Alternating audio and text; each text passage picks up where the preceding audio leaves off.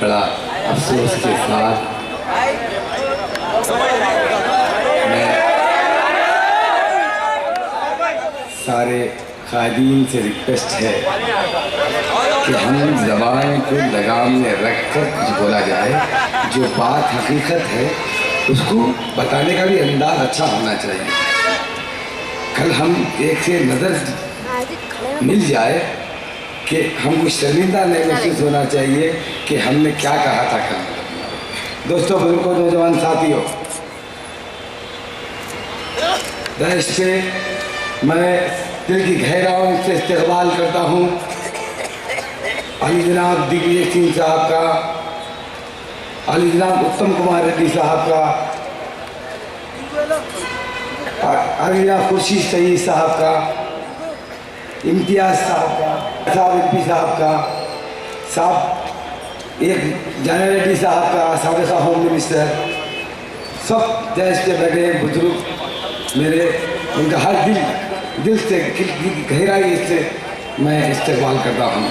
मैं एक मुखर्री नहीं हूँ, मैं जो भी कहता हूँ दिल से कहता हूँ। दोस्तों, बुजुर्गों, नौजवान साथियों, बिस्मिल्लाहिर्रहमानिर्रहीम। अल्लाह सुब्हानहू व तआला दो वक़्त मुस्कुराता है, उसके शान अज़ीम है। दो वक़्त मुस्कुराता है। वो मुस्कुराता कब है कि जब सारी दुनिया उसको दबाना चाहती है, और जब उसको उठाना चाहता है तो जब मुस्कुराता है। दूसरी जब मुस्कुराता है कि सारी दुनिया उसको ऊपर उठाना चाहती है और खुदा की कुदरत उसको नीचे लाना चाहती है, तो दो टाइम मुस्कुराता है।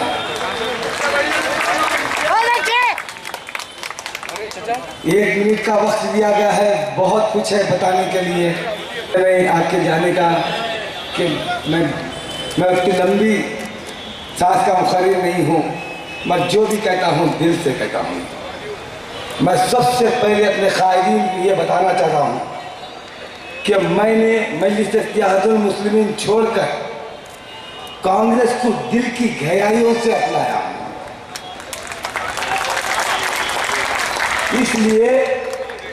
इसलिए ये बात कह रहा हूँ कि मजलिस इत्तेहादुल मुस्लिमीन के कायदीन जो 10 साल यूपीए गवर्नमेंट के साथ रहकर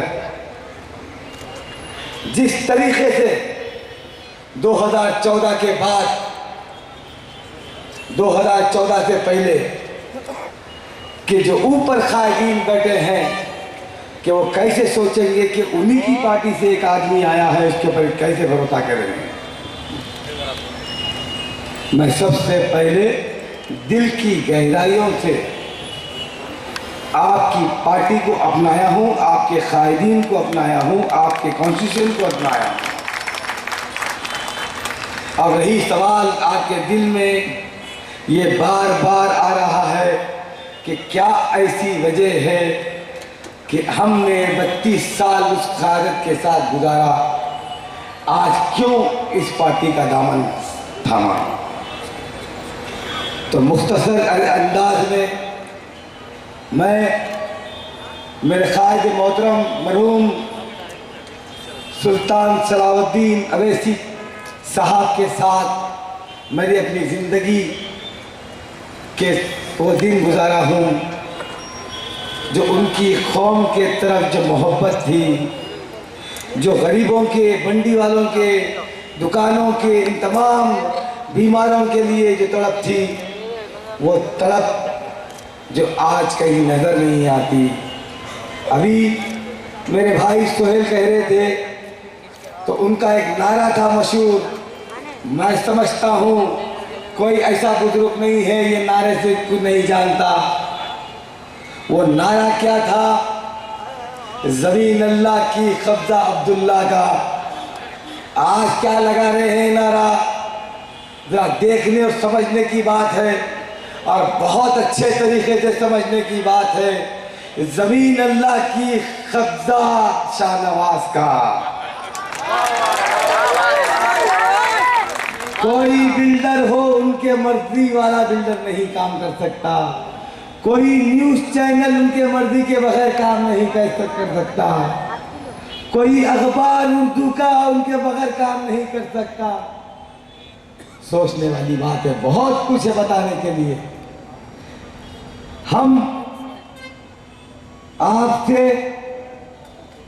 आपको एक बात बतवाना चाह रहे हैं कि हमको हर चीज बर्दाश्त कर सकते हैं। हमको सड़कें नहीं चाहिए, हमको पानी नहीं चाहिए। हम उम्मत के, वो मोहम्मद मुस्तफ़ा सल्लल्लाहु अलैहि वसल्लम की वो उम्मत से है कि हम खाने नहीं मिला तो पेट में पत्थर बांध कर उन लोगों की हिफाजत की, मगर हम सब बर्दाश्त कर सकते हैं। मिल्लत इस्लामिया के पीछे से जो वार करते हैं उनको बर्दाश्त नहीं कर सकते। और समझने की जरूरत है, हालात इस तरीके से बनाया जाए, गुजरात के बाद 10,000 आदमी का कत्ल हो और हमको 10 साल तक के लिए वो प्लेटफॉर्म तलाश कर दिया जाए कि उनकी लाशों के ऊपर ठहर के हुकूमत किया जाए। समझने की जरूरत है। आप समझिए, 2013 के अंदर कहा जाता है, ऐ कांग्रेसियों, कहते हैं कि आप नुमाइंदों को, मुस्लिम नुमाइंदों को पार्लियामेंट के अंदर, असेंबली के अंदर, कॉर्पोरेशन के अंदर लाइए और मैं उनको जिता के लाऊंगा।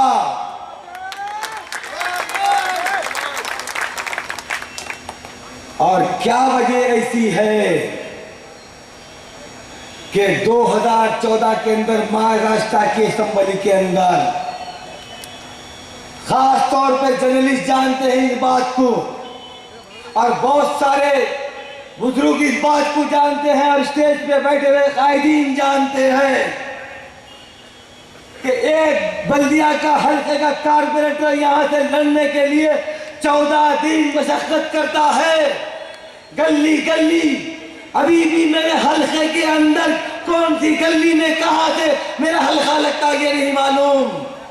फिर कैसे मालूम हो गया कि महाराष्ट्र के अंदर 24 सीटों के ऊपर कौन सी ऐसी पॉलिसी थी, कौन सी ऐसी हिदायत थी कि बिना रास्ते के, बिना कैंडिडेट के, बिना सदन के कैसे महाराष्ट्र पहुंच गया। आज ये सवाल इसी ग्राउंड के ऊपर पूछिए और जवाब देना पड़ेगा सर। और एक बात मैं आपको बताना चलूं कि बात मैं दिल से कह रहा हूं और बड़ी जिम्मेदारी से कह रहा हूं ये बात, और बहुत जिम्मेदारी जो हिंदुस्तान के अंदर सारे रिलीजियस के, सारे लोगों का एहतराम करने वाले पार्टी के प्लेटफॉर्म से कह रहा हूं। अगर ये वक्त, ये नजारा भी नहीं देखोगे, ये बात नहीं समझोगे तो बहुत बुरे दिन आने वाले थे। हम नहीं चाहते थे यूपीए गवर्नमेंट के अंदर 2014 तक जो मुकाम हमारे कायदीन का था, कश्मीर से लेके कन्याकुमारी तक सब कह रहे थे कि कोई एक ऐसा कायद है कि जो मुसलमानों की नुमाइंदगी करने के लिए बेबाकी से बोला करता है और संजीदगी से फैसले लेता है। ऐसी कौन सी वजह थी 13 दिसंबर के दिन यूं में 12 रबीउल अव्वल के तक जब कहते हैं कि भारतीय जनता पार्टी का वजीर आजम डिक्लेयर होता है, भारतीय जनता पार्टी का वजीर आजम के अंदर डिक्लेयर होता है, आप कहते हैं कि जलसे से खिताब कहते हैं कि इंशाअल्लाह हम बीजेपी के कैंडिडेट को, नरेंद्र मोदी को वजीर आजम बनने से रोकेंगे। तो कौन सी ऐसी पॉलिसी थी? क्या दिग्विजय सिंह साहब से बात करे थे इस बारे में कि ऐसा कोई कोऑर्डिनेशन बनाया जाए? क्या वो सेकुलर पार्टियों से बात करें जो बाबरी मस्जिद और आपके सारे मसाइल पार्लियामेंट के ऊपर अंदर उठाते हैं? कौन सी ऐसी रोड मैप था, कौन सा ऐसा आपके पास प्लान था कि आपने बिना ऐसे कैसे कह दिया कि भारतीय जनता पार्टी का वजीर आजम बनने से रोकेंगे? और आपका यहीं से चालू होता है कि भारतीय जनता पार्टी का वजीर आजम बनाने की साजिश सारे हिंदू जो हिट स्पीचेस से आपके और आपके पार्टी के लोगों की एक प्लेटफॉर्म पर आए, और अब वो बार बार कैसी वीडियो की तरह सोशल नेटवर्किंग पे चलाया गया। एक हैदराबाद का एमपी इस तरीके से कहता है कि हम भारतीय जनता पार्टी के वजीर आजम को बनने नहीं देंगे। यही से उस साजिश का ये हिस्सा है। आपको समझने की जरूरत है दोस्तों, नौजवान साथियों, 55% आबादी है नौजवानों की। मत बहकिए आप। कौन सा फार्मूला था उनके पास ये बात पूछना? चलिए, कुछ नहीं हुआ। जब बीजेपी की सरकार सेंट्रल के अंदर जब आ गई, आने के बाद ऐसी कौन सी वजह थी जो बिना रूट बिना मालूम उस हिस्सा था, जगह जगह जाकर पूछ रहे हैं कोई कैंडिडेट आपके पास 1 लाख 10 लाख रुपए है, बाकी के 40 लाख हम लगाएंगे, आप लोग। ऐसी कौन सी बात है ये? हम 50 साल से यहाँ पर कह रहे हैं, हमने खून दिया इस जमात को। मैंने नहीं, मेरे बुजुर्गों ने हर बात के ऊपर सलाउद्दीन अवैसी की आंख बंद करके लब्बैक कहा।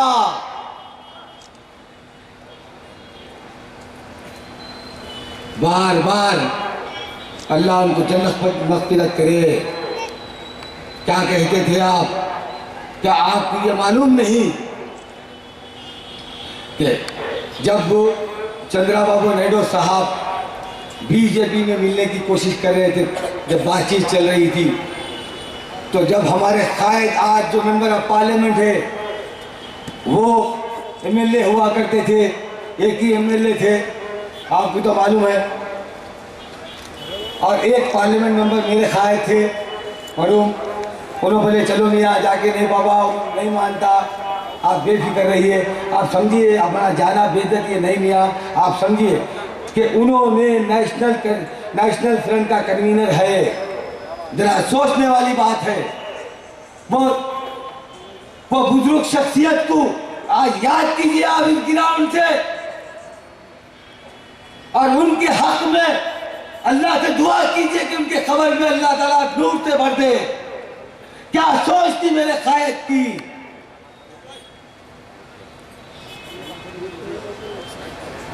क्या सोच थी?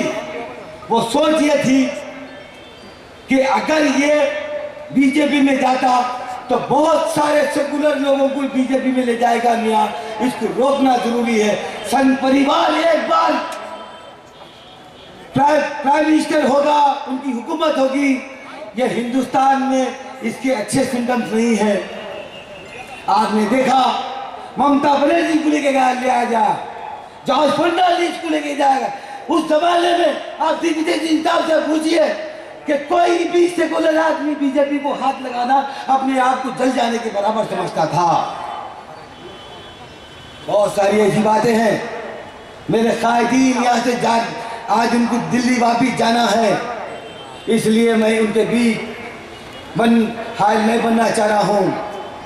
एक बार फिर आपको अदबन गुजारिश कर रहा हूँ, मैं उन वोटर से कह रहा हूँ जो हमारे 5000 है, ये गुलाबी वादे मेरे कायद मोहतरम मरूम ने कहा था कि खतना का दूल्हा कहां से आ गया। किसको कहा था आप समझ जाना। अब मेरे मौजूदा कायद ने कहा था ये गुड़म्बा, ये बेदक्कड़, ये क्या विकास चलाएगा। फिर आज कैसा संगम है इन दोनों का।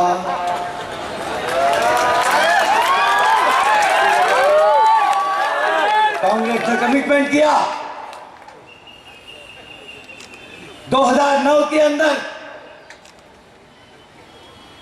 जब कहा कि हम तेलंगाना देंगे,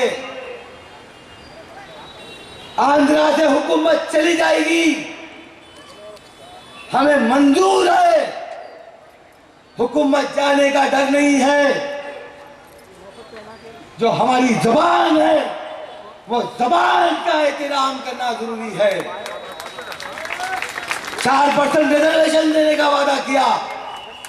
भारतीय जनता पार्टी, संघ परिवार सारा चले कांग्रेस के ऊपर, जब कांग्रेस पे हमला कर रहे थे कि किस तरीके से 4% रिजर्वेशन मुसलमानों को दे रहे, ये अच्छी चीज नहीं है।